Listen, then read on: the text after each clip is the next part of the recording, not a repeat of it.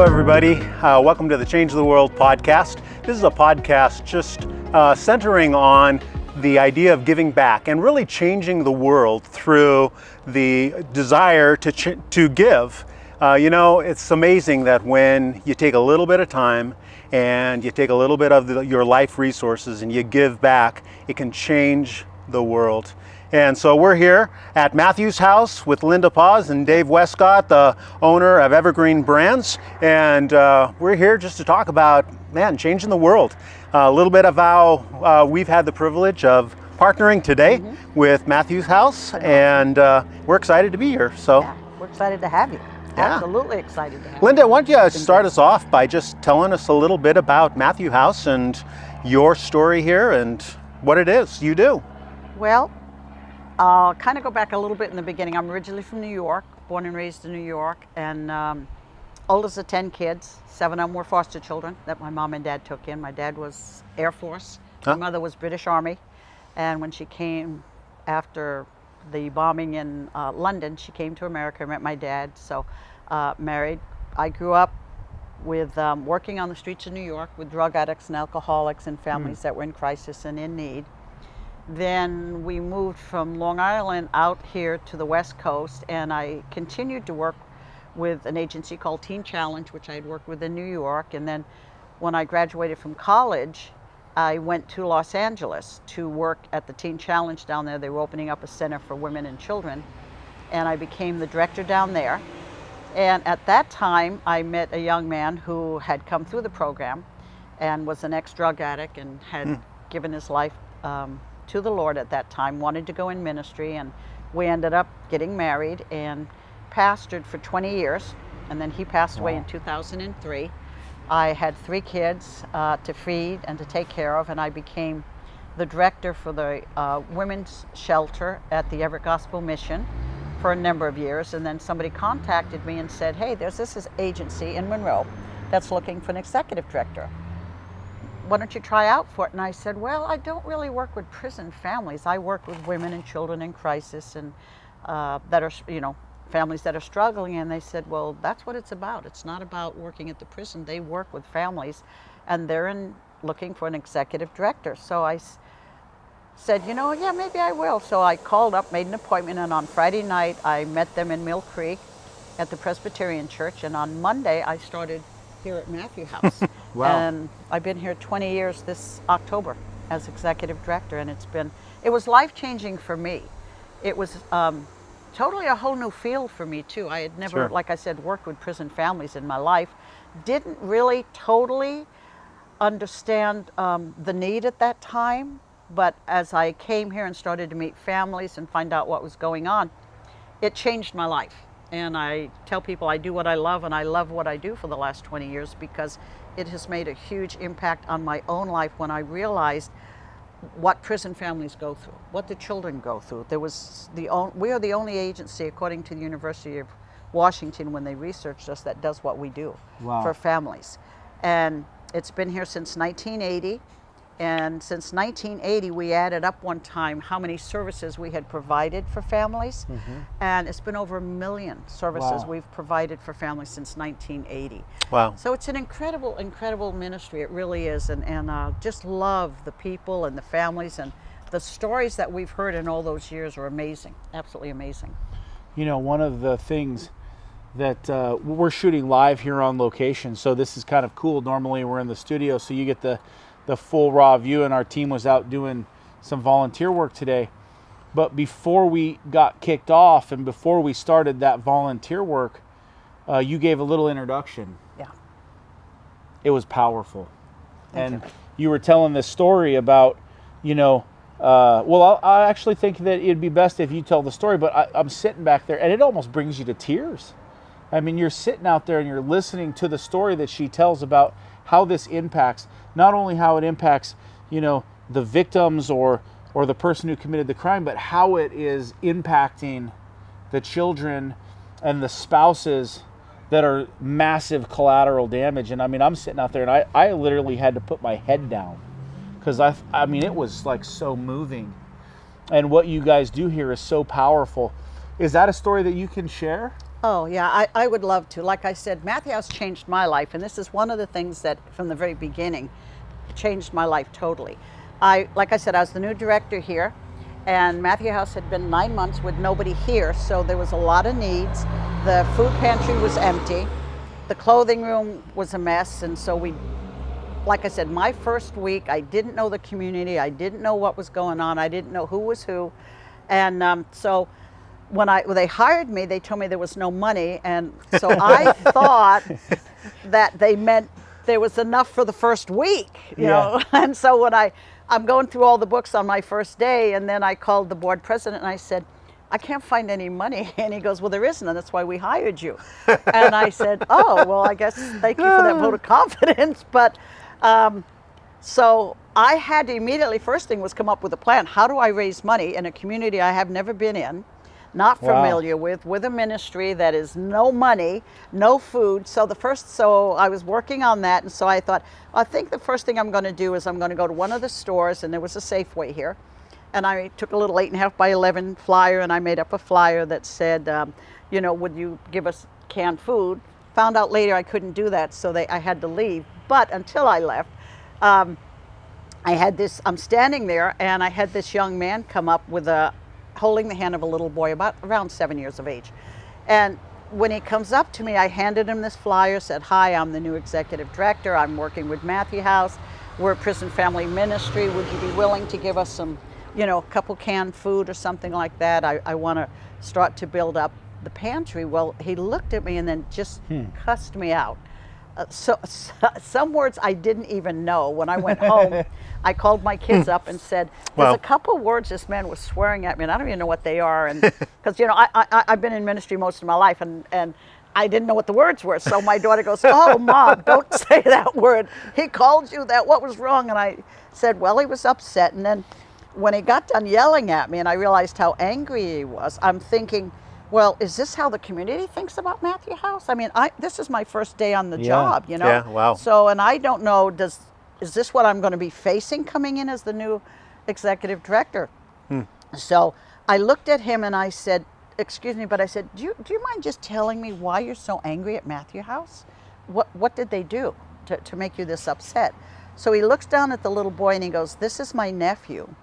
And then he swore again and he goes, and the blankety blank guy that killed his father is on the hill. And that's what they call the prison, because we're half a block from the prison up on the hill. And I said, oh, I am so sorry. And, you know, and I'm a grandmother, and I got down and I held the little boy and I just started to cry. I said, honey, I am so sorry what this man did to your dad. And I'm so glad that he is, you know, where he's at and going to pay for his crime.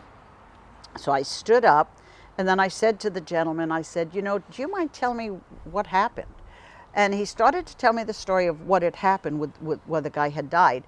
And when he did, I said, wait a minute. I said, I think I heard that on the news or somewhere. I said, was that the two guys that left work and went into a bar and got a drink after work and the one guy was killed? And he goes, yes. And I said, well, if I remember correct from reading it or hearing it, there was another little boy in the other family, probably about the age of your nephew. And he goes, yeah. He said, I think there was. And then I said to him, you know, I said, I want to say something to you. I don't want an answer. I just want you to listen to me. And I said, think about this. That night, two dads get off of work or wherever they came from, nobody will ever know, went to this bar, had a couple drinks, got into a fight. Nobody will ever probably know what happened in the fight. It just, you know, I said they were thrown out of the bar, went out into the parking lot, and the one gentleman, your nephew's father, ended up getting killed. And I said, now, after that happened, I said it was late at night, if I remember, and both kids were probably in bed. But I said, in the morning when they wake up, your nephew's dad, who has passed away, the school's going to be there, counseling is going to be there, there's money for victims of violent crimes. I'm going to be there, the counselors are going to be there, everybody is going to be there to help your nephew. And thank God he has you and your wife that's there to help him and take care of him. Yeah. I said, but now when the other little boy wakes up, I said, think about this. He now finds out that his dad has just killed somebody. He's little, he doesn't know what's happened. The mom's not going to send them back to school. A lot of times in prison families, they move. They'll leave the area because of the shame and the guilt and the horrific crime that went on. And I said, so this little boy has nobody to support him. And usually a lot of prison families make a story up where their dad is. Where's your dad at? Oh, I had a lady tell me one time, I asked her, I said, where do you tell the kids the dad is? And she says, they think he's a long haul trucker and he hasn't been home for a couple of years. Another lady told me that her husband had been in service and had gotten out and then committed a crime and he was now in jail, and she told her kids he was back in service serving. Wow. And so families have to make up these stories because being in prison is a bad word. Yeah. And if your kids go to a slumber party or something at school and they say, what do your dads do? Oh, my dad's an attorney, my dad's a doctor, my dad's, this and that. What does your dad do? Oh, he's in prison for murdering somebody. He's not going to be invited back. No. They're not going to invite those kids back. In America, we say you're innocent until you're proven guilty of a crime, but that's not true of the family. In prison families, the whole family is made guilty, including the children. Sure. Now, the guy who committed the crime is up where he should be doing the time, but the family now, they carry the shame, the guilt, and everything. And so I shared this with this gentleman, and I said to him, don't say anything to me, just think about that. A little while later, he walked out of Safeway and handed me a bag with some cans in it. And then he handed me a $50 bill and he said, I never thought about the other family. I never thought about that other little boy, what he was going to go through in the morning. So he said, give this to that family. So I said, thank you. I said, I will make sure that it gets to the family or to somebody that knows the family. In fact, one time I was sharing at a church and kind of shared the same story. The next day, it was close to the holidays, and this was, months later. When I had been here a while, this gentleman walks in, very tall man, and he walks in and he said, I was at church last night when you shared that story about that little boy. And he said, I just retired as a police captain from the police force. And he goes, I always took pride in my job. And he said, as I should have. I was proud of what I had done all the years I had served. But he goes, when I heard you speak, he said, I got to thinking about how many times I saw those kids screaming and crying with their parents holding them or the moms holding them. And he goes, and we drove off, and he goes, I never once went back for one of those children. Never once. He said, I never thought about what the kids go through until I heard you speak last night. And he handed me $1,000 cash. And he goes, I want this to go to prison families. Wow. Yeah. And I said, thank you. I said, absolutely. I guarantee, I promise you with all my heart, it will go to prison families. So I tell people, if you understand that, you understand what Matthew House does. I will be there for the little boy whose dad got killed. I'll be there. I'll support them 100%, get them whatever I can to help them. But I'm also going to be there for that little boy whose dad committed the crime.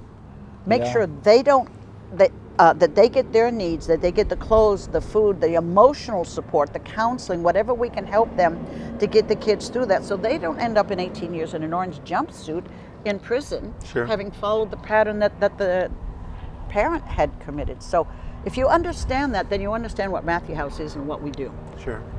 Wow. Linda, that's powerful. Powerful story. Yeah. Yeah.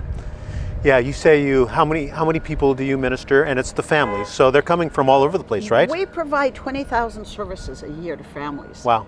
We have apartments upstairs, 3 apartments, and we sleep about 2,000 women and children every year upstairs, and they come from Snohomish County, they come from King County, they come from Washington, they come from other states, and we've had 14 people, families, moms, come in from other nations that have come in and stayed with us. Their kids come to America, a lot of them get on drugs, end up in prison. They're able to save up, get the plane ticket here, but when they get here, they don't know the area. They usually don't have enough money for the hotels, $90 to $120, $200 a night. They don't have the food, and they don't know any of them, and some of them don't even know the language very well. Sure.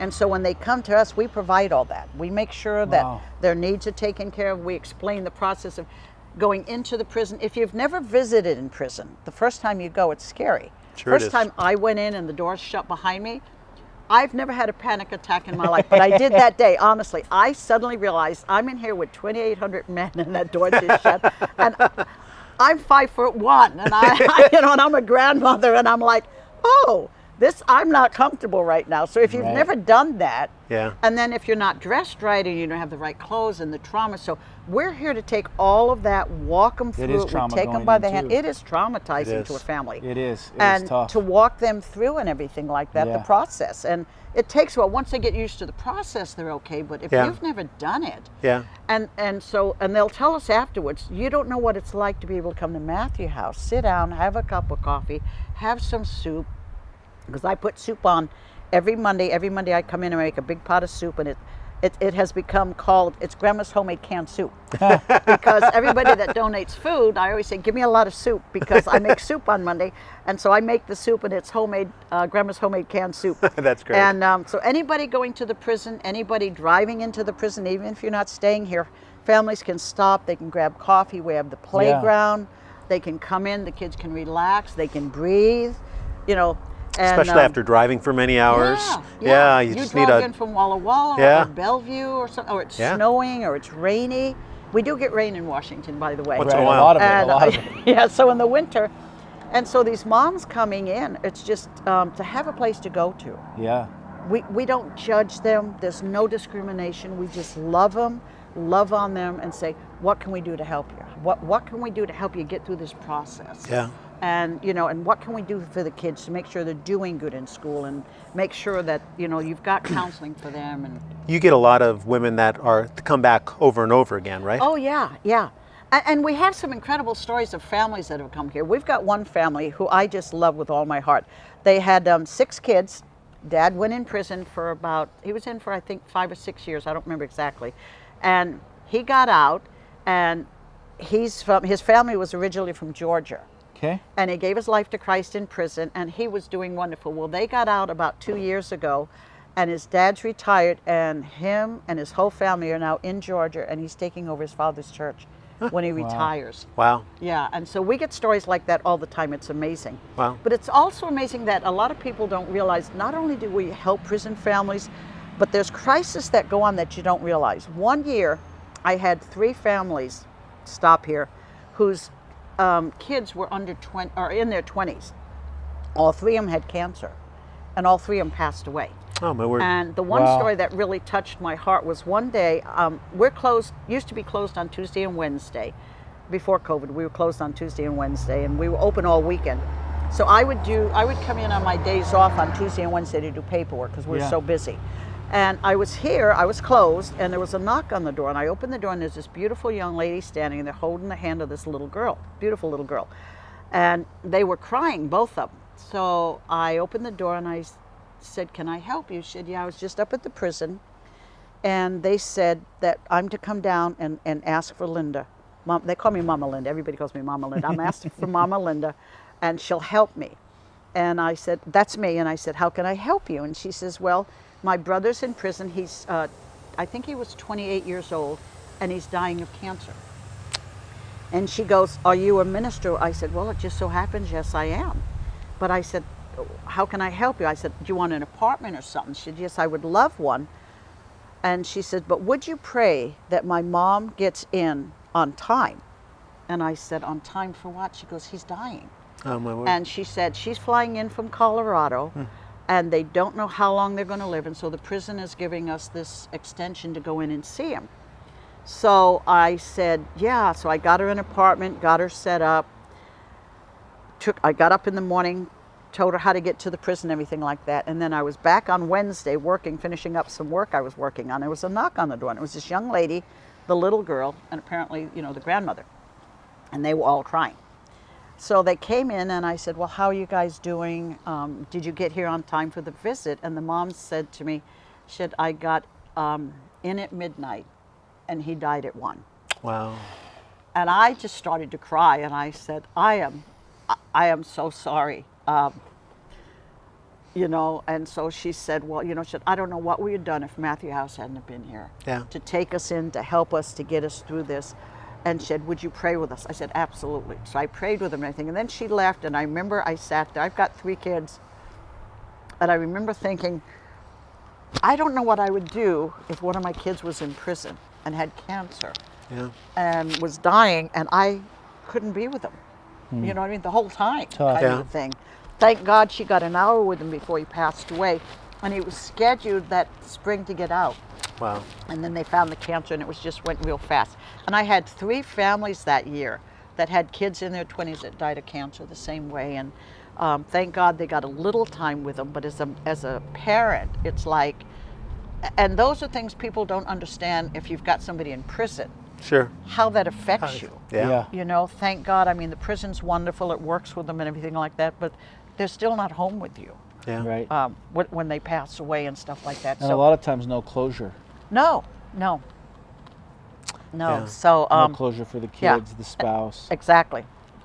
So those are some of the things people don't see and don't understand behind the scenes Yeah. of the trauma Well, families thank go the through. Lord that you are here and helping these families.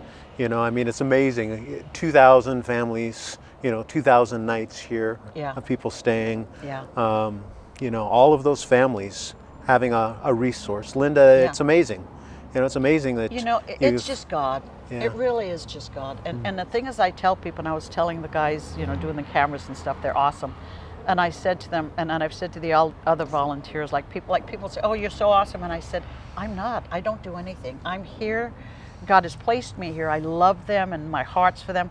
But it's the volunteers. It's things you all do that make this happen. If people didn't donate, we wouldn't be here. Yeah. If groups like yourselves didn't come in and were able to help us with the work and Because stuff it's all that you free did of charge today. to the families too, Yeah, right? it's all free of charge. We don't charge for anything. Yeah. What's the biggest need? Like, as you've been here 20 years, things are changing. What's the biggest need? Like if you that you have here at Matthew House. I hate to say this because it's probably every nonprofit would be the same thing. Of course, donations financially right now because of COVID. And like I said, I don't get grants from government and stuff like that. So when COVID hit, I took a hard hit financially. And then when the war in Ukraine happened, finances go down because people give to that, which they should. I give myself.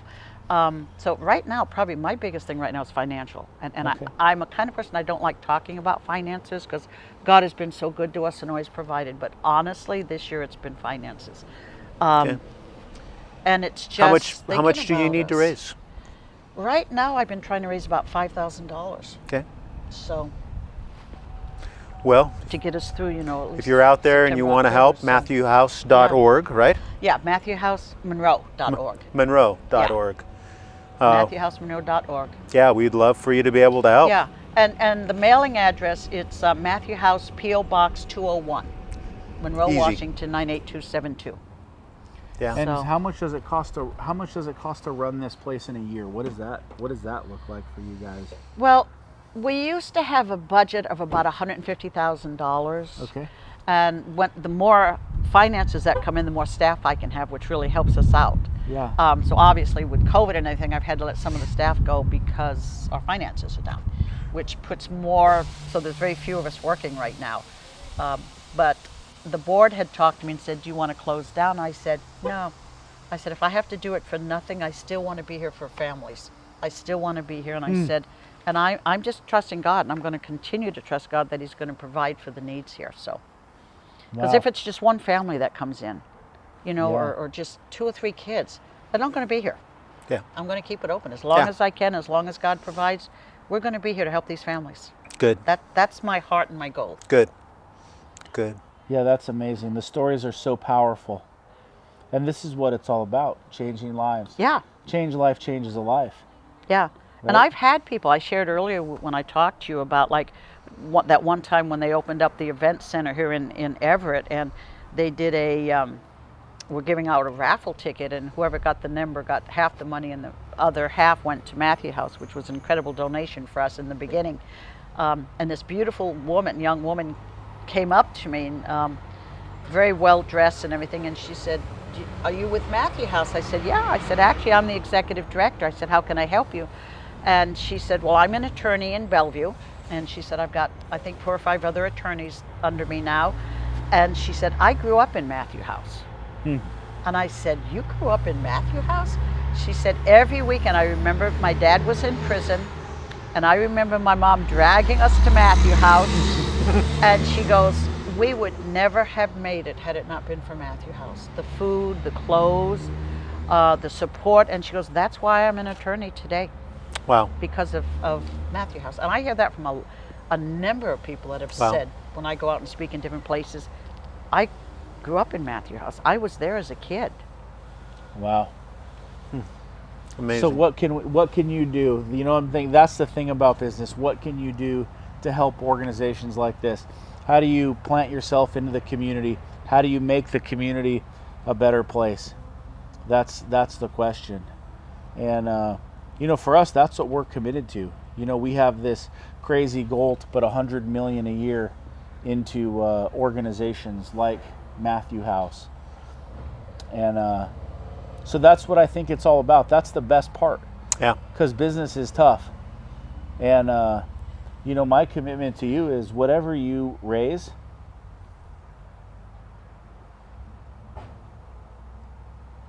I'm gonna match whatever you raise, because what you do is so good. Thank you. Thank you. That's great. Just messes me up thinking about it. All those kids. Yeah. That's good, Thank you. Dave. So You know- that's our commitment, because we're all about giving back. Yeah. You Yeah. raise $100 grand, we'll match $100 grand. You put 150 grand, we'll match 150 grand. Because that's what business Thank you. Thank you. Yeah. is all about. Yeah. It's so touching. Thanks, Dave. Yes, Thanks, thank Dave. you. There's Yeah, not you know- there's not enough words to say thank you. Yeah. Sincerely. One of the things that we've done is we've created an organization called Enbridge, and Enbridge is out of TransBlue and Evergreen Brands, and its very purpose is to give back. And so, you know, Dave has put his money where his mouth is, and he has taken his business and he's put it on the line, and he's given back, and that's why we're here today. That's Yeah. why his Thank team you. was here today. Yeah, awesome. That's why, you know, we had 25 employees here painting and doing yard work. Encourage you guys, if you're out there, to consider giving to Matthew's House. And you know what? Now it's a 2-for-1. Every dollar Yeah. you give to Yeah, Matthew's thank you. House, man, we're gonna match, so it goes twice as far. So we would love for you to be able to do that. Yeah. You can do that through enbridge.global, and just put enbridge.global 100%. We'll go straight to Matthew's House, and we'll put a link there for you to be able to do that. It'll be up by tomorrow, and yeah, why not? Thank you. Let's do it. Life Let's see if we be can do it. tough. Thank Life can be so tough. Yeah. And sometimes You're that right. little help, a Makes the million difference, yeah. people, you said that you guys were able to help over the last 20 years or whatever it is. Yeah. Like, you know, business is tough. We lose contracts every so often. Yeah. Sometimes people quit working, you know, and going through supply chain issues, you know, customers who sometimes don't understand supply chain issues and blast you on the internet, or, you know, there's not a lot of understanding in this world. And so being able to give and help makes it all worthwhile. Yeah. Because it's not about does. making one person a bunch of money. It's about changing the world. Right. That's what we're all about. That's what our whole goal, our whole mission. That's the reason why I have the business, to be perfectly honest. It's not to do a bunch of jobs, because at the end of the day, no one's going to remember one thing I build. No one's going to remember it. But the lives we change, the seeds we plant, that's what's important. Yeah. And you're Yeah. changing You're right. lives. You're right. Planting Absolutely. seeds. And that's what I love about this. Thank you so much for listening in. Help Matthew's House Thank you. any way that you can. Matthew House. I got to get the S off the end of that. Ralph keeps telling Everybody me. keeps putting the S on it. Yeah, Matthew House. Monroe. I'm Dave Wescott, CEO of Evergreen Brands. Follow me on LinkedIn, David Wescott. Hit me up, take a look, and give back. Yeah. Make an impact in your community. Yeah. Change the world, no matter what it is. What are you passionate about? Yeah. What do you have? What is there? Are you passionate about the homeless? Are you passionate about food banks? Are you passionate about, you know, addiction? We all know somebody who's addicted. We it's all true. know somebody who's affected by alcoholism. How can you give back? How can you change the world? In a world that's Yeah. so divided, in a world that's so separated, no matter what side of anything that you're on, we can all work to change the world and make the better place. It's been an honor to speak with you today. Oh, thank you. for I'm allowing honored. us to be It's here. my honor to be with you. Such Yeah. incredible people. Thank you, Linda. Seriously. all of you. It's awesome. Thank you so much. There's not enough words to say how incredible all of you are. Seriously. Thank you. Thank you. Seriously. Thanks, Linda. Check us out next week. We'll be back. Have a God great bless. afternoon. Bye-bye.